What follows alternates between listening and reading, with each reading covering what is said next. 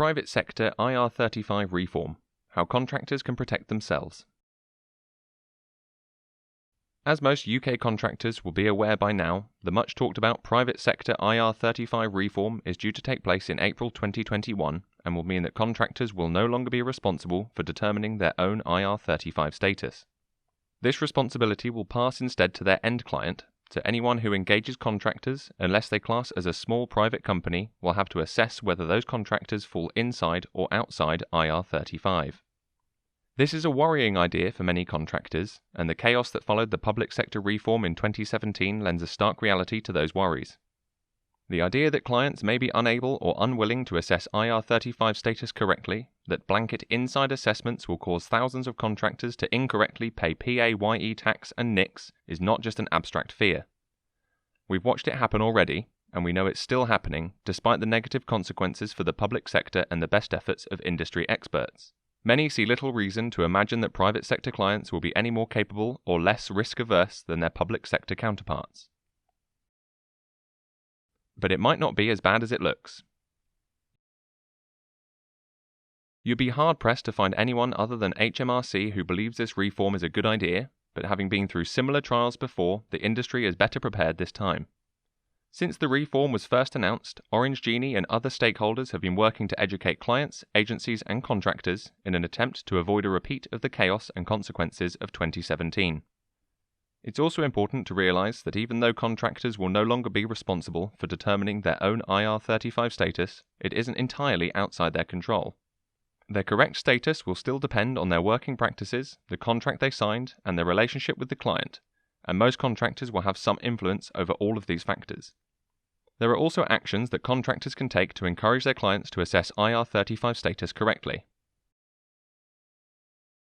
Don't just wait and worry. Take these actions now. Talk to your clients. It's in your client's interest to assess your status correctly.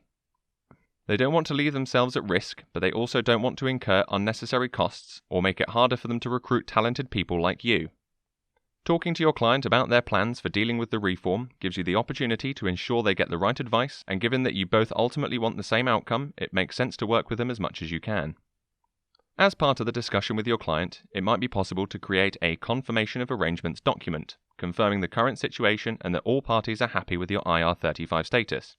This will make it far less likely that the client will arbitrarily change your status when they become responsible for it in April.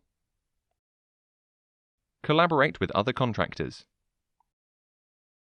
Sharing insights and information with your fellow contractors will help keep you better informed about how clients are preparing for the reform and will allow you to share tactics and best practice. Where several contractors are working for the same client, approaching discussions as a group will help the client understand the importance of the issue. Check your contract. It isn't possible to change your IR35 status just by adding clauses to the contract, particularly if they don't reflect the reality of your relationship with the client, but it does form an important part of the determination and should be carefully reviewed. Pay particular attention to the presence or absence of a substitution clause. Having the right to send a suitable substitute rather than being required to complete the work yourself is a strong indication that you're an independent business rather than an employee. It's important that this right is a practical reality and that the client is not involved in recruiting, approving, or paying the substitute worker.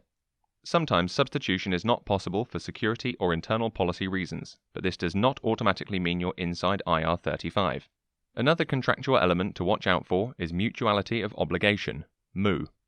Where MOU exists, it means the client is obliged to offer you additional work when this contract ends, and/or that you are obliged to accept additional work when offered. The existence of MOU in your contract can severely weaken the case for an outside IR35 determination. Check your working practices.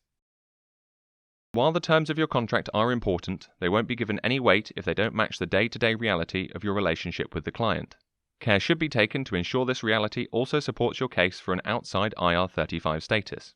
In particular, the extent to which the client controls when, where, and how you work is important. The more control the client has, the less likely you are to be outside IR35. It's also important to avoid becoming part and parcel of the client's organisation, for example, taking part in appraisals, managing junior staff, using company facilities, and attending staff training all potentially weaken your case. Get your contract reviewed by an IR35 specialist expert. There are two main reasons to engage a specialist IR35 expert to review your contract. The first is to ensure you're operating under the correct status. There is no statutory definition of employment, so IR35 determinations are based on case law. This means determining IR35 status can be extremely complex, and it makes sense to get an expert opinion rather than gambling your financial future on your best guess. Even if you're certain of your status, it's still worth getting that expert opinion, as this acts as strong evidence in support of your status if it's ever challenged. Your professional review may also give you access to support and advice in dealing with any challenge from HMRC, and it may come with insurance cover for legal costs and other expenses, assuming you followed the expert's advice. Demonstrate that you're in business. It's important that your business is seen as more than a vehicle to disguise employment. Working for more than one client, undertaking activity to source new work, taking out business insurance, maintaining your own website, having your own office address and using your own branded stationery can all strengthen your case that you're running a business rather than behaving like an employee. If you have any questions or if we can help in any way, please contact our expert team on 01296 468 483 or email info@orangegenie.com.